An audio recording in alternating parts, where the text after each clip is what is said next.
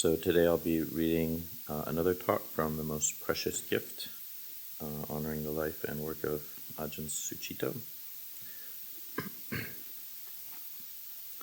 And the title of this talk is Melting Down to the Natural State. And this was offered the same time as the last talk, just a day later, or 2 days later. And it's, again, bringing up the Satipatthana Sutta. I have been presenting the map of the practice that the Satipatthana Sutta offers. Now I would like to talk about the very process of practice. It's like when you want to cook, you go into the kitchen. There you find the stove and all the spices, herbs, vegetables, knives, and pots. But how do you actually do it? What is cooking for you? The retreat time gives us a chance to unwind and look into that, because during this time some of the usual daily signals are not generated. On this retreat there are certainly times we have to be places, there are experiences and bells, but these are perhaps less violent alarms, pressures, and drives than in daily life. It's quieter. In the practice there is a lot of emphasis on coming into the body, being aware of your body, feeling it more fully. Can you get your breathing? Can the breathing become long, complete, involuntary, pleasant, so you're not struggling around it? Can you tune into that? Now you might take these instructions to mean, hurry up and get mindful of the breathing, hold it together, focus intensely on it. But what does that kind of signal do? Probably nothing good for you. I didn't give you a lot of instructions about how to enter into the body domain. You may think that's a bit vague, but it's actually compassionate. The bodily field is your home base. Notice what occurs as you're entering into it. Perhaps there are a lot of discordant experiences. Some can be put down to physical pain or discomfort, but also other things like feeling really tired, sleepy, or woozy. All sorts of strange emotions, memories, and perceptions can come up, and they become very fluid. As you're entering into the bodily field, you're also becoming more aware of emotions like fear, worry, nervousness, and sadness. Where did they come from? I haven't said to you, feel your emotions, and yet that's what happens, because as you are sitting and entering your bodily field, you're starting to melt a little from the compacted functional state, which tends to be much harder edged into something softer, the water element. In that melting, the body starts to release experiences that we feel as emotions or as felt experiences, like feeling sleepy or dull. Our emotions tend to be the register of experiences we can most easily classify, for example, as sad, nervous, or tense. They are attuned to the auditory experience and have strong signals of happiness, rage, threat, and so on. When you're entering the bodily sense, there's a much wider range of felt senses than the normal range of what we call emotion. How am I feeling? Slightly groggy, spacey, stuck, sticky, gluey, spinning. This is the result of beginning to melt. Every now and then you may get the signal, I'm not meditating properly. You may think, I should be getting this clear attention and sustained mindfulness on the breathing in and breathing out, but things are going wrong. No, they're not going wrong. You're having a totally normal experience, which is this meltdown. Within that, this rather disturbing sense of slight hostility around me can come up. You feel judged. There's something I have to be nervous about because I might be getting it wrong. Where is that coming from? Who is doing that? In daily life, there are many occasions that can trigger this sense of hostility, and that can be quite valid, but nothing of that sort is occurring here. The sense of hostility and all the emotional patterns are retained in the body. As the body sense begins to release, they start floating up. We can regress to quite early experiences. Everybody here is following the precepts and is pleasant and reasonable, yet we all probably feel differently about the group. You may feel welcome, reasonably okay, nervous, and so on. The sense of the other is registered differently for each one of us. Don't worry about it. Try to not add to it. Feel the feeling in your body, using the sense of the upright posture, the simple and fundamental organization of the body around the spine. You're centering your attention around the spine when you walk, when you stand, when you sit, and even when you lie down. It's a useful reference. It means you have something there that acts as a mooring post. Holding that as a basic frame of reference, you can then sense anything that may occur around breathing in and breathing out, and maybe that becomes clearer and stronger in accordance with the degree to which your meltdown has occurred. You may wonder why the practice seems so easy in the suttas and so difficult to realize. How come in the Satipatthana Sutta, the Buddha mentioned that we can realize Nibbana in 7 days? It may take 7 days if you're in the natural state, if you're already returned to normality completely. But we haven't switched the clock on yet. We haven't even got to the starting block. We're still limbering up, taking off the armor, and switching off some of the triggers. And they don't switch off easily. In fact, you can't switch them off, but you can enter a situation whereby the fundamental awareness begins to sense them more fully. Eventually, you may start to notice that the original signal is no longer there. You can notice its release in the mind and body. In meditation, you go time and time again to those places where you're triggered, while holding in mind and trying to fulfill the simplicity of the posture. You can hardly call it a practice. It's just being aware of the rhythm, which is a very soothing, comforting experience. Don't try to get pinpoint accuracy. Just get into the rhythm and give it time. The awareness extends fully into that as if this is exactly right. This is all you need. Everything is fine. You're reaching some of those triggers where they're happening in your bodily sense. If you can't get it exact, don't worry about it.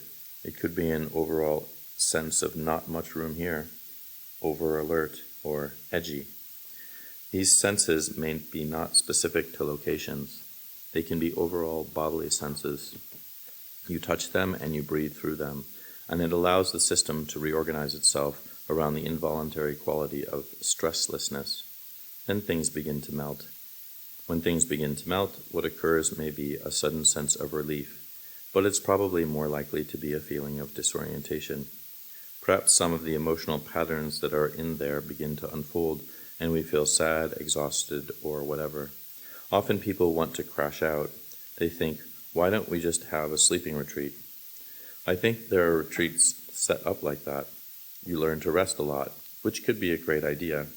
Here's a bed, and every now and then someone comes around with a glass of mango juice. Are you all right, dear?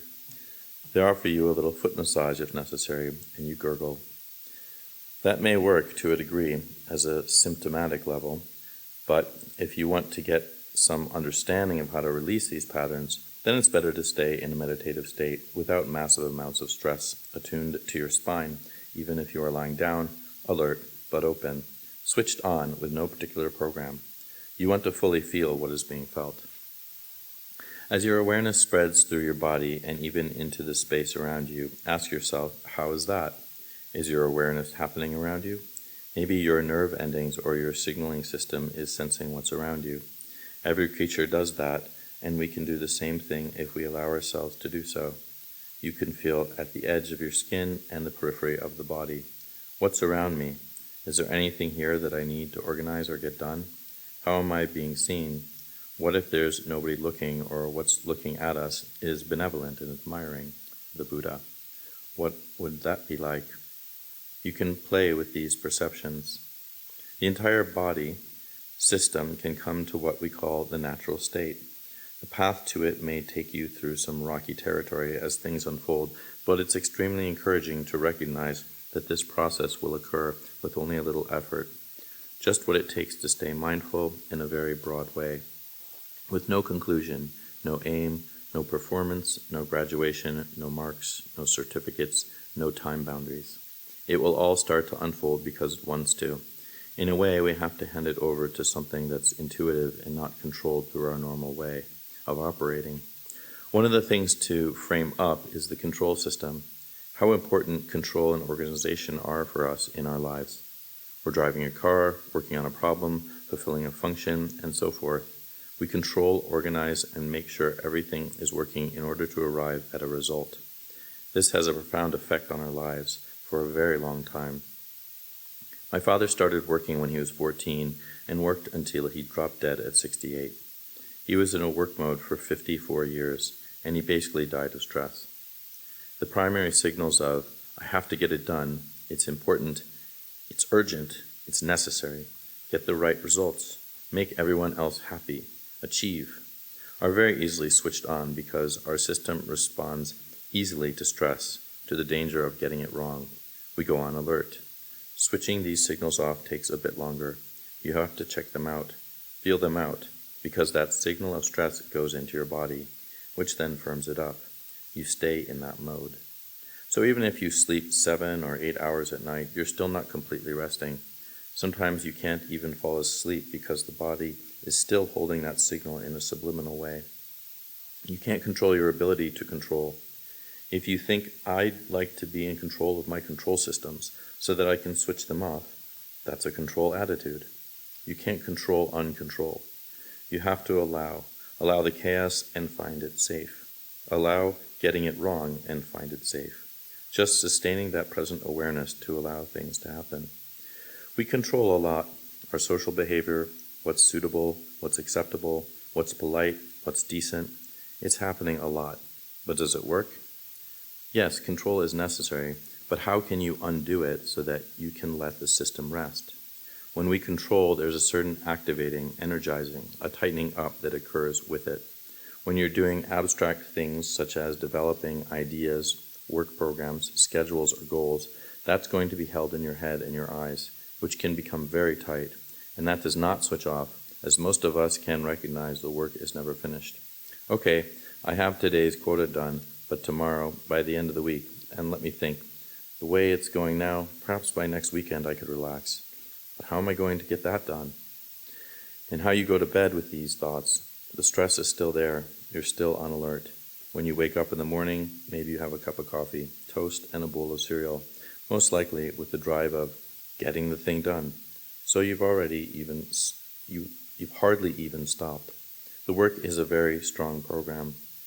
There's nothing inherently wrong with earning a living, but when the criteria tighten up, they become less tolerant and more abstract. You're then operating in a completely inorganic way, and that's more stress on the system. You keep upping the stress quotas to the point where it becomes absurd. A man I knew had been feeling really tired, exhausted, sick, and nauseous. When he became so bad that he couldn't go to work anymore, he went to the doctor and asked to take a week off work. He didn't know what was wrong with him. The doctor said, "Come back in 3 days' time when we have examined these samples."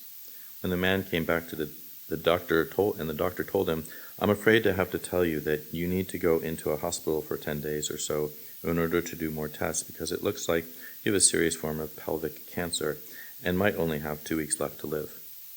The man replied, "But I only took a week off work," as if he were thinking, I can't laze around in a hospital and die, I only took a week off work. Imagine you know you only have 2 weeks left to live and only took a week off work and have this kind of reaction. When I look in the Satipatthana Sutta, I don't think people at the time of the Buddha were operating like that.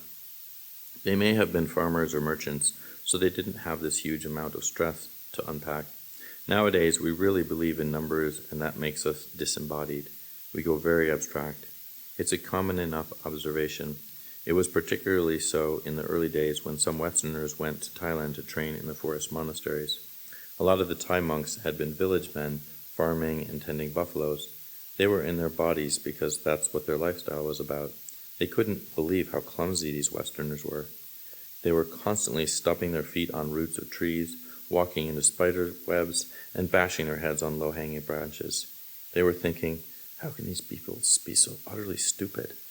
And the Westerners were thinking, I'm trying to be mindful as I walk. They thought mindfulness is something you do with your mind, which is up in your head. So to be really mindful, you want to screw this head up tight so you know what you're doing. But then you go out of your body. You're not fully embodied. When Ajahn Amaro was an Anagarika, he had to chop some firewood with a machete, so he held the wood between his feet and thought, I'll be really mindful. He took a sweep of the machete and he slashed his foot. One of his toes had been permanently affected since. The Thais could not believe how anybody could do something so utterly stupid and be really mindful in doing it. They were somewhere between shock and horror. We haven't really operated through our bodies properly, so all our mindfulness is up in our heads. That's where we live. Some people hold the idea that mindfulness or awareness should be collected onto one point, but when an ice skater is dancing with her partner, she's aware of the whole thing: her partner, her skates, her legs, the movement of her muscles, her hands, and so forth. Everything is working together. The awareness is completely saturated, steeped into the entire form. That can be a very ecstatic and happy experience, not stressful at all. And yet these champions had to practice again and again over many years to get their body to learn that. To concentrate, in the sense of samadhi, doesn't mean to go up in your head, screw it tight, and go unconscious in doing so. Particularly in traditional Buddhist countries, people think that if the mind is anywhere, it must be in the center of the body. Sometimes they sense it in the heart, sometimes in the belly. This is where the GHQ is. We're sensing things through there and through the entire form. The experience of being there is a happy one because those centers are directly connected, not to abstract thought, but to sensory contact and feeling. Oh, look, there is no pressure. Nobody is bothering me. I'm in a safe place. I've taken refuge. A sense of happiness comes from that. Whereas if you're just thinking with your brain, you will have these kinds of dialogues going on in your mind. I am in a safe place. I have taken refuge in the Buddha. So what? I did a good deed yesterday. You shouldn't congratulate yourself. That's attachment. That's egotism. Oh, sorry. Now remember, you're a failure and you have to get it right. Yes, I know that. That experience you're having is not what you should be experiencing at all. You should be experiencing something other than what you're experiencing. That sounds convincing. So try harder. Screw it up a bit tighter. The movement towards collectedness starts when you recollect skillful states. You recollect feeling warm, being appreciated, or you recollect the happy qualities of your generosity and your goodwill. You touch into these recollections and you let their signal run through your entire system. Then your body begins to relax and you feel fresh. The Buddha says that when the body is relaxed and fresh, the mind starts to feel happy. When the mind is happy in this way, internally happy, there is no need to make an effort to concentrate. It concentrates on its own because it has somewhere comfortable to sit. Why would it go Why would it go anywhere else? Unless you create a comfortable place, your mind is not going to sit down. Creating a comfortable place isn't exactly something we can dictate, but we can set up processes that begin to allow that to form. It's both voluntary and involuntary. We can ask ourselves, do I have enough faith and determination to open up and keep practicing this very simple thing? And then, do I have enough faith to trust what's happening in its own bizarre way? We look at whatever is happening with the perception that it's what should be happening instead of it's wrong. We let it change. We let it rest in impermanence while feeling it in the body. Instead of thinking my mind is always wandering off to other things when it should be concentrating on the breathing, could it be that my mind is going through its unpredictable process of unpacking itself and it's doing exactly what it should be doing? The mind is starting to go through those familiar areas of concern and keeps visiting them again and again. But instead of visiting them with a feeling of, oh, don't, stop doing that, go somewhere else, or just recycling the same concern, touch into it and investigate it. How is this? What's the real feeling with this? How could this be sensed? Look at it in the body metaphors, in terms of pressure, space, threat, or need. Instead of looking at it with the thought, I have such and such a psychological issue, which could be true, rather sense it from the body's way of sensing things. What's happening in your body? Maybe it doesn't feel safe, or it doesn't feel it has any ground underneath it. It may feel teetering or pressed. You don't have to locate a particular area, but it may be that some part of your body does seem more heightened, perhaps your chest or your face.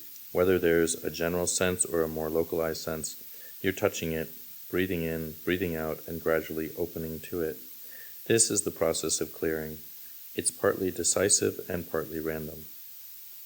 You wouldn't be able to construct some of these patterns of experience. Sometimes you don't even know them yourself, so you're clearly not doing them. You didn't decide, let me think. I'll get really tired and exhausted. It just opens up, doesn't it? How much control do we have? On a certain behavioral level, when it becomes functional, we have a reasonable degree of control. We can drive a car, write, read, and organize. We could say that the external functional level is under our control, but the closer we get to the real business, the less we have decisive control. Could you stop worrying? Sometimes you can't sleep. You can't even control that. You can't simply decide, I will be happy, I will forgive others, I will not have jealousy. It would be nice, wouldn't it? But it doesn't happen like that. The closer you get into the real business of where you are, the less say you have over it. We can control what we say. Sometimes we don't, but we can have some say over that. We can learn to write, but sometimes our handwriting is scrawling all over the page. We have a reasonable degree of control in driving a car, but even that's not complete. We can forget, we can slip, we can make a mistake, we lose attention, the car breaks down. How much decisive control do we have in our life? Can you say, I will get to work on time? No, because you could be stuck in a traffic jam. The bus could break down, you could slip on the street and break your ankle. 101 things could happen. You can't decisively say what will happen. You can just set up an intention. In meditation, one thing you need to learn is knowing what you can do. What can be done, do it fully, completely. Slowly, carefully, and fully sense it out. If it's sitting up, do that. If it's having a meal, just do that. Be there with that. What you don't need to do, don't do it. Don't think about the future if you don't need to. Don't remember the past if you don't need to. Anything you can switch off, do so. You don't need to be nice to people, just don't violate them. You don't have to smile and look happy for everybody. Don't bother. You can be as miserable as you like. It's a great relief, isn't it? Simplify what you need to do. Do it thoroughly with full awareness and recognize what you don't need anymore. Some of the stuff doesn't switch off easily, so try to keep putting your energy thoroughly into what can be done, and gradually things will shift. As you regain normality, the citta begins to unfold and open. Its nature is wise, intelligent, and balanced in the natural state. What are the qualities where our controls kick in? Fear is certainly one of them, along with threat, making things work, getting things right, being a nice person, achieving what I need to achieve, being liked, and so on. You can sense these profound and ingrained things as they happen. When we hear, without clinging to anything in the world, we might think, I really have to stop clinging. But how much say do you have over that? As I said, it's a very simple phrase, but do we really know what the upadana, clinging, refers to? Clinging sounds gross, but what actually happens is not gross at all. The 5 aggregates are described as the modes of experience affected by clinging. They are clinging-able. Now, using an analogy, planets have gravity. They pull things towards them. If you go into the gravitational field of one of these planets, it pulls you in. The aggregates are rather like that. They have the potential to pull in. They have a gravitational force. What happens when we perceive a form, rupa? There's some sense of, there is the form and I'm here. That already is the first degree of upadana, because what occurs is the sense of a separate self. Form attracts attention, and if attention is attracted to it, then there's the sense of I'm here. That's there. This is mild. It's functional. When perception and feeling kick in, a little bit more energy happens. That's a nice-looking thing. I want one of those. And as it happens, I become a needy person or a hungry person. That thing becomes very nice, desirable, absolutely necessary. So I want it. Its gravitational force has increased through perception, feeling, and sankhara, which are these impulsive habits. If I put my 2 quid on the table, I'll get one of those. Then you get it and think, right, so what? I have 3 of these in the drawer already. How did I do that? It's just the force of gravity alone, clinging. Some people are shopaholics. They like to go to the shopping mall and spend some money because they enjoy the feeling of, there it is. It's desirable. I'm about to get it. I have it. Perception and feeling are subject to clinging. They arouse a particular energy that sets up the basis of desire, craving, need, or want. That's a totally irrational experience. It rings in your nervous system. Most people have some degree of say over that, But something, especially during the January sales, some people become very excited and think, look, I'm going to save 50 quid. They're going to spend 200 quid to save 50 quid. And they would trample other people down to get that special offer. People do this to each other. It's like a herd driven by an irrational instinct. Suddenly, the behavioral systems begin to melt under the effect of craving. What does craving do? The object becomes luscious, desirable, cool, neat, necessary, and so forth. I'm exaggerating, of course, and my experience is feeling a bit depleted, so I think, how good that one would be, or I really need this. I see a model in the catalog with a smiling face sitting on a chair with a desirable object. She looks totally blissed out. With this signal comes the thought, that lovely, glowing, luscious object is out there. I feel depleted. I want it. This is tanha, craving. As soon as we have the object, it's no longer out there. It's here. I can't want it anymore because I have it. The glow has gone, and I still feel depleted. What sets up the psychology is, what I don't have is full of lovely, glowing, good energy. What I am doesn't have it. The more the mind follows the gravitational force of that habit, the more you spin into a sense of need and depletion. You don't feel good enough until you get the stars, the gold marks, the status, the approval, the degree, and so on. Once you have it, there is a kind of glow, but then you start thinking about what else you could get. It transfers to something else. Tanha is a state whereby a lot of the richness of your life is projected onto an object and leaves your presence. Your awareness then loses its intelligence, its richness, its joyfulness, and all that juice flows out into the objects around you. That's the effect of clinging and craving. Extreme states of craving are called addictions, and perhaps we all have mild addictions. People we would call addicts feel extremely depleted and lost. They are repeatedly drinking, shooting up, going into porn or something or other, and they're still not feeling full enough of the joy juice. And yet they can't stop because they're in the pull of it. It's like they're in a black hole and it has an immense gravitational force. That's clinging. They don't decide to do it. It just takes over. But we can decisively begin to edge out of that. That's what restraint and renunciation are about. We're switching things off. It's a bit like going cold turkey when you deliberately switch off your mobile phone for the duration of the retreat. You may get the shakes for a text message, but you can be with that. Then you come through the sense of depletion, nervousness, or compulsiveness and begin to enrich your awareness. This is the way we regain the fullness of being. If you say, I shouldn't cling, you end up going back to the control system in your head telling you how naughty you are and how you have really terrible habits. That system is not awareness. Awareness is not ideologies. You have to shift to full awareness, and sometimes the full awareness first touches into the sense of depletion or the not feeling full and joyful. You have to be aware of the rather uncomfortable pieces until awareness begins to sense something healthy, stable, and begins to sense itself. There is awareness. There is citta. Thus you abide independent of anything in the world of the five aggregates. It doesn't mean there aren't any aggregates, but you have the ability to experience them in a much more aware way. You notice the signals, the triggering, the pulls, the pushes, the comments. For example, there is the perception of being late. I'm terribly late. Oh, disgrace, shame, shock, horror. I can't even get to the shrine room on time. How am I going to meditate like this? Idiot, stupid, lazy, fool, failure. I'll disturb everybody. The teacher is there and he sees me. He's always on time. He disapproves of me because I'm so lazy, stupid, and self-indulgent, always having a kip after breakfast. It was only 2 minutes late. It's all right. Learn to be late, but don't deliberately be late. You can't all go through the door at the same time. It's not big enough.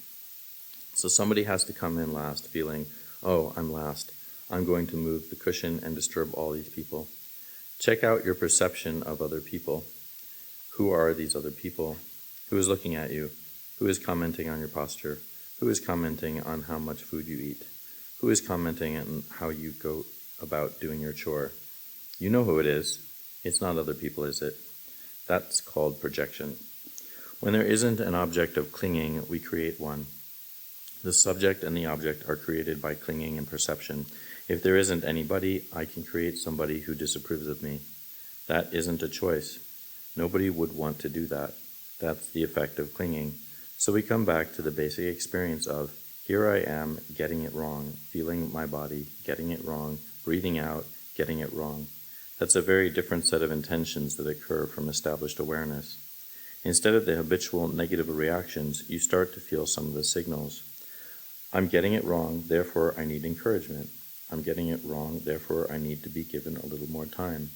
I'm getting it wrong, therefore I need just a little more kindness.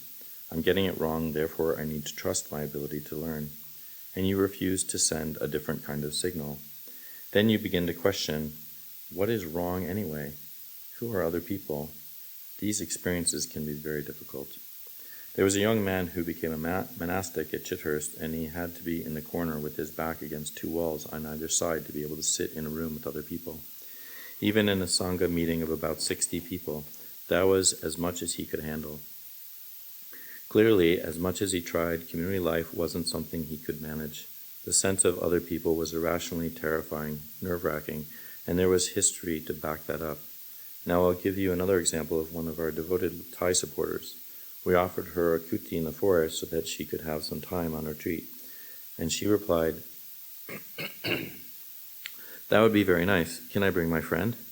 Because for her, being on her own doesn't feel nice. It's so nice to be with a friend. So how are we going to organize this monastery? For some people, the idea of being on your own feels a bit bleak and lonely. For other people, the idea of being with somebody else is terrifying or awkward. What's happening? There are different signifiers of what other people means.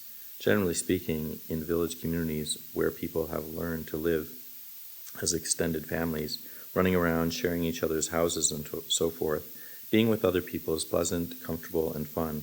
For other people who have been in war zones or are severely traumatized, being with other people is nerve-wracking. At Chithurst, we built this very nice Dhamma hall with plenty of space, and we sit and meditate in there. Some people think, great, now we don't have to be in our room hearing people walking down the corridor and so forth. But some monks who live in a kuti in the forest would tell me, oh, I don't like to be in a hall with other people. I feel more comfortable on my own. I would reply, okay, fine, go out to your meditation hut.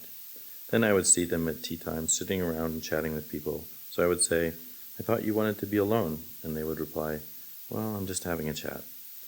In this case, the difficulty is not just about being alone. It's about being somewhere which represents form, formality, or an organization.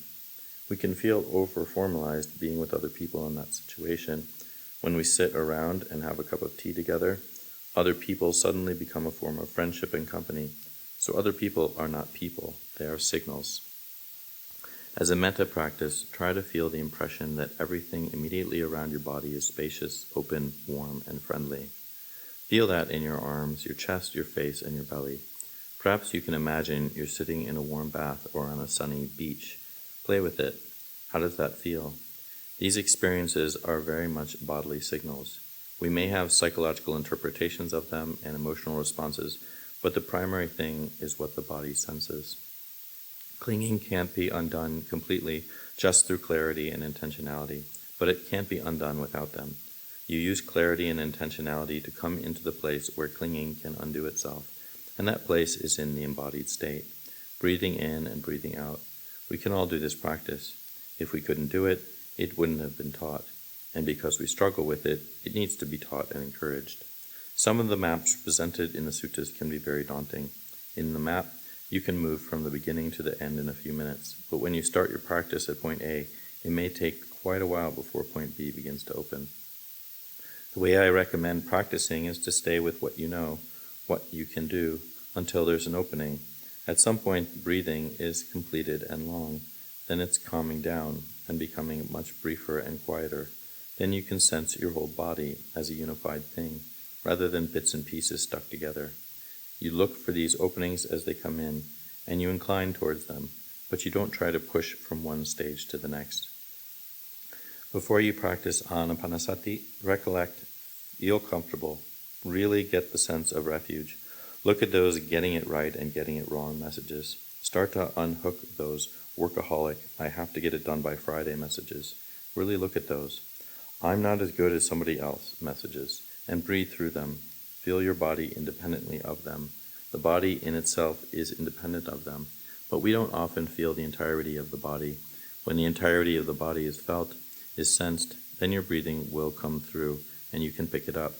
There's a gradual unfolding which doesn't support the sense of the controlling self. It's a sense of relaxation, subtle joy, and happiness. This is why it's for our welfare. Yeah, those habit patterns, they can be so stubborn, and it's kind of like wearing away a rock with water. It's a challenge. It's challenging. But I do see some light at the end of the tunnel. Yeah, and they're also, I think the talk is very much pointing out that our particular ways of addressing them are often based on being in our head and thinking that we know, or think we know what's best, or trying to do it according to what we think is going to work, and then we keep doing that, and unfortunately what happens is we just keep doing it for sometimes decades, and then wonder why it's not working. And I think he's also pointing out that when we return to the breath, it's often like this kind of I'm not supposed to be doing this right now, and I should be focusing on the breath, and then we just keep compartmentalizing these experiences we have. So it can be this sense of this is wrong, this is not correct, and then there's this almost it's called spiritual bypassing. It's like, all right, I'll just come back to the breath and ignore that, because that's what real practice is. It's just kind of putting these things in a way aside without looking at them or seeing where they're coming from. So then there's a sense of not really reflecting on causes and conditions, which is what Lumpur Sucitto is talking about. It's okay, where is this? And then it's located in the body, because when we say that to ourselves, we go to the head. Okay, I'm going to figure this out. But actually, where is this is more where is this coming from our bodily sense, from our experience of just feeling whatever it is we're feeling. And then that's how it unravels, because we're not fighting it anymore. We're not saying, I shouldn't be feeling this way, or that isn't the place to look, or I don't want to look at it, I just should focus on my breath. And again, that's just another idea. Yeah, that's the other sense of what Ajahn Cunda was talking about too, that if it's not feeling pleasant, then it's wrong. If I'm not experiencing something really nice in my meditation, then I'm a failure and I don't know what I'm doing. And then we get sometimes moments where that happens. Oh, now I'm meditating, and then everything else is not meditation.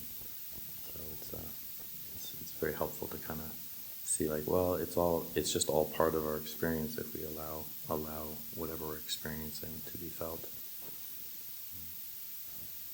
But I think unfortunately a lot of people get into meditation because they think it's a cure for not having to feel anything that's unpleasant, and they might have a glimpse of that sometimes, and then the woodpecker comes and drives it away.